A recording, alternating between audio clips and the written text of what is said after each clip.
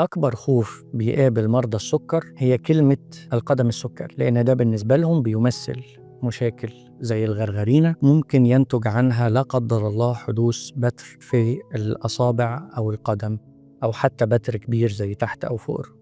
القدم السكري هو مرض بيصيب مرضى السكر، خصوصا لو معاهم أمراض تانية مصاحبة زي أمراض الضغط أو المدخنين والمرضى اللي عندهم ارتفاع في نسبة الدهون في الدم. ده بينتج عنه مشاكل كتير. طب ليه احنا خصينا القدم في مريض السكر؟ لأن القدم السكري بيبقى تأثير السكر فيها بالأساس بيأثر على الأعصاب، وده ممكن يخليني مش حاسس لو أنا اتجرحت أو حصل فيه أي مشكلة في رجليا. رقم 2 إنه بيأثر على الشرايين الطرفية، فده ممكن يقلل نسبة الدم اللي وصل للرجل، وده يؤدي لحدوث مشاكل أكتر. وكمان بيقلل المناعة بتاعة الجسم، فبيخليه معرض أكتر لحدوث مضاعفات في وجود ميكروبات. مريض السكر لازم ينظم سكره كويس جدا. لو عنده أي أمراض مصاحبة زي الضغط أو ارتفاع نسبة الدهون في الدم لازم يظبطهم، ولازم يبتعد تماما عن التدخين اللي بيأثر بشكل كبير جدا على شرايين الرجل وممكن يؤدي إلى حدوث الغرغرينة. أي ألم